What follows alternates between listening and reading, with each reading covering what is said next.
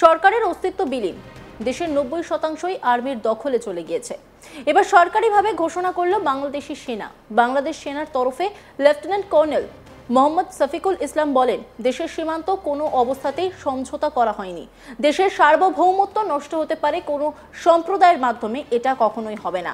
এরপরই তিনি বলেন, বাংলাদেশ মিয়ানমার সীমান্ত অত্যন্ত জটিল পরিস্থিতির মধ্যে রয়েছে।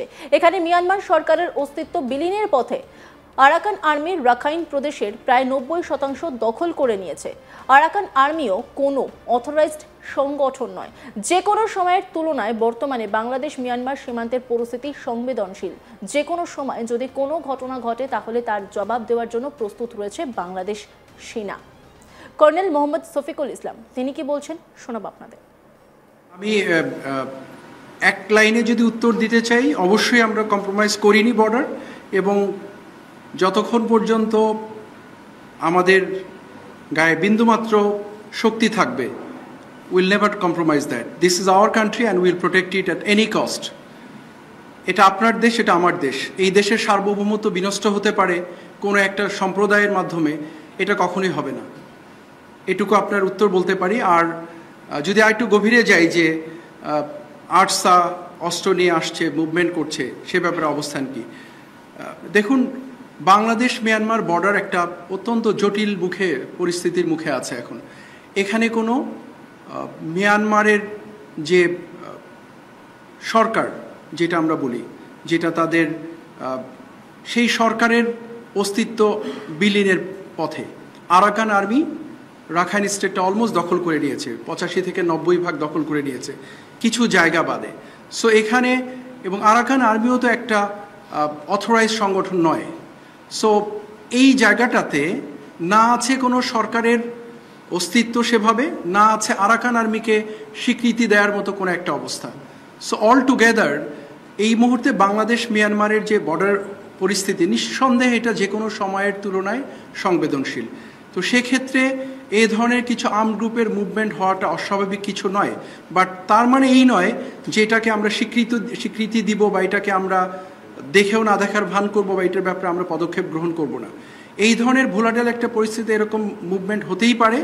বাট আপনাদেরকে আশ্বস্ত করতে চাই, বিজিবি প্রাথমিকভাবে এবং ডেফিনেটলি সাপোর্টেড বাই আর্মি, আমরা প্রচণ্ডভাবে এই বর্ডারের ব্যাপারে নজর রাখছি, এবং এখানে যেন পরিস্থিতি এমন সৃষ্টি না হয় যেটা সার্বভৌমত্ব বিঘ্নিত করতে পারে।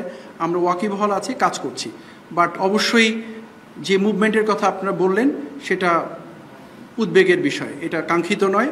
বাট যদি আপনারা স্বাভাবিক পরিস্থিতির থেকে বর্তমান পরিস্থিতির প্রেক্ষাপট বিবেচনা করেন, সেক্ষেত্রে আপনাদেরকে যে প্রশ্ন করতে চাই যে এরকম একটা মুভমেন্ট হওয়াটা কি খুব বেশি অস্বাভাবিক কিনা?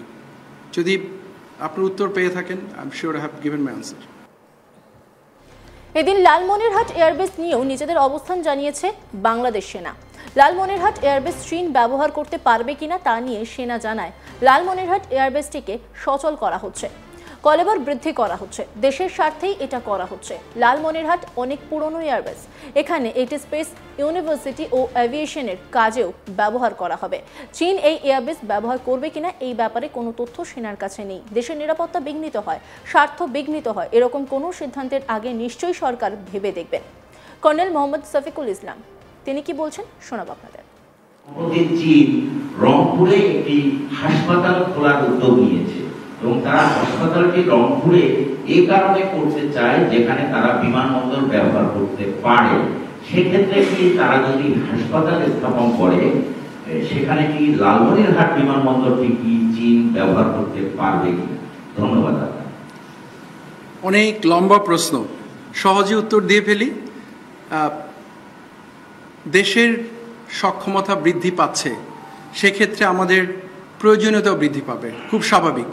লালমনিরহাট যে বিমানবন্দরটি, এটা অনেক পুরনো একটা বিমানবন্দর, এটা আগে ছিল, ব্যবহার হয়নি। প্রয়োজনের নিরিখে সেটাকে আবার সচল করা হচ্ছে, নতুন করে কাজে লাগানোর চেষ্টা করা হচ্ছে। আপনি নিজেই বলেছেন যে ওখানে একটা ইউনিভার্সিটি করব, এরোস্পেস ইউনিভার্সিটি হবে এবং এভিয়েশনের কর্মকাণ্ড প্রসারিত হবে। তো উত্তরটা এটার মধ্যেই নিহিত রয়ে গেছে। প্রয়োজনের নিরিখেই এই বিমানবন্দরটিকে সচল করা হচ্ছে, এবং দেশের অ্যাসেট দেশের প্রয়োজনে ব্যবহার হবে, এটাই খুব স্বাভাবিক। এতদিন প্রয়োজন হয়নি, ব্যবহার হয়নি, এখন প্রয়োজন পড়েছে। ব্যবহার হচ্ছে এবং তার কারণে এটাকে নতুন করে সংস্কার করা হচ্ছে, কলেবর বৃদ্ধি করা হচ্ছে, সেখানে নতুন কর্মকাণ্ড পরিচালনা করা হবে। চীন এই বিমানবন্দর ব্যবহার করবে কি না, কবে ব্যবহার করবে, এ ব্যাপারে কোনো তথ্য আমার কাছে নেই। এটুকু আশ্বস্ত করতে পারি, দেশের নিরাপত্তা বিঘ্নিত হয়, দেশের স্বার্থ বিঘ্নিত হয়, এরকম কোনো কর্মকাণ্ডে কোনো দেশকে অনুমতি দেয়া বা সম্পৃক্ত করার ব্যাপারে নিশ্চয়ই সরকার ভেবে দেখবেন এবং সে ব্যাপারে পদক্ষেপ গ্রহণ করবেন। আমি মনে করি না কোনো সরকার কোনো কিছু চিন্তা না করে কোনো পদক্ষেপ গ্রহণ করবেন। সো এখনও যেহেতু বিষয়টা সামনেই আসেনি, আমার জানাও ছিল না, আপনার কাছ থেকে জানতে পেলাম, তো আমি এটুকু বলতে পারি যে নিরাপত্তা স্বার্থ বিঘ্নিত হয় এরকম কোনো কর্মকাণ্ডে কাউকে সম্পৃক্ত করার আগে নিশ্চয়ই সরকারি সংস্থাগুলো এটা বিবেচনায় নেবেন, ভেবে দেখবেন, এটা নিয়ে মূল্যায়ন করবেন, তারপরে সিদ্ধান্ত গ্রহণ করবেন। সরকারের অস্তিত্ব বিলীন, দেশের 90% আর্মির দখলে চলে গিয়েছে। এবার সরকারিভাবে ঘোষণা করলো বাংলাদেশি সেনা। বাংলাদেশ সেনার তরফে লেফটেন্যান্ট কর্নেল মোহাম্মদ শফিকুল ইসলাম বলেন, দেশের সীমান্ত কোনো অবস্থাতেই সমঝোতা করা হয়নি। দেশের সার্বভৌমত্ব নষ্ট হতে পারে, কোনো সম্প্রদায়ের মাধ্যমে এটা কখনোই হবে না। এরপরে তিনি বলেন, বাংলাদেশ মিয়ানমার সীমান্ত অত্যন্ত জটিল পরিস্থিতির মধ্যে রয়েছে। এখানে মিয়ানমার সরকারের অস্তিত্ব বিলীনের পথে। আরাকান আর্মি রাখাইন প্রদেশের প্রায় 90% দখল করে নিয়েছে। আরাকান আর্মিও কোনো অথরাইজড সংগঠন নয়। যে কোনো সময়ের তুলনায় বর্তমানে বাংলাদেশ মিয়ানমার সীমান্তের পরিস্থিতি সংবেদনশীল। যে কোনো সময় যদি কোনো ঘটনা ঘটে তাহলে তার জবাব দেওয়ার জন্য প্রস্তুত রয়েছে বাংলাদেশ সেনা। কি বলেছেন তিনি, শোনাবো আপনাদের। আমি এক লাইনে যদি উত্তর দিতে চাই, অবশ্যই আমরা কম্প্রোমাইজ করিনি বর্ডার, এবং যতক্ষণ পর্যন্ত আমাদের গায়ে বিন্দুমাত্র শক্তি থাকবে, will never compromise that. This is our country and will protect it at any cost. এটা আপনার দেশ, এটা আমার দেশ। এই দেশের সার্বভৌমত্ব বিনষ্ট হতে পারে কোনো একটা সম্প্রদায়ের মাধ্যমে, এটা কখনোই হবে না। এটুকু আপনার উত্তর বলতে পারি। আর যদি আরেকটু গভীরে যাই যে আর্টসা অস্ত্র নিয়ে আসছে, মুভমেন্ট করছে, সে ব্যাপারে অবস্থান কি? দেখুন, বাংলাদেশ মিয়ানমার বর্ডার একটা অত্যন্ত জটিল পরিস্থিতির মুখে আছে এখন। এখানে কোনো মিয়ানমারের যে সরকার, যেটা আমরা বলি, যেটা তাদের সেই সরকারের অস্তিত্ব বিলীনের পথে। আরাকান আর্মি রাখাইন স্টেটটা অলমোস্ট দখল করে নিয়েছে, 85 থেকে 90% দখল করে নিয়েছে, কিছু জায়গা বাদে। সো এখানে, এবং আরাকান আর্মিও তো একটা অথরাইজ সংগঠন নয়।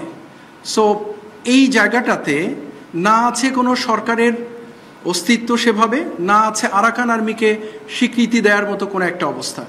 সো অল টুগেদার এই মুহূর্তে বাংলাদেশ মিয়ানমারের যে বর্ডার পরিস্থিতি, নিঃসন্দেহে এটা যে কোনো সময়ের তুলনায় সংবেদনশীল। অন্যান্য খবরের আপডেটের জন্য অবশ্যই নজর রাখুন আজ তাক বাংলার ইউটিউব স্ট্রিমিংয়ে। লাইক, কমেন্ট, শেয়ার এবং সাবস্ক্রাইব করতে ভুলবেন না।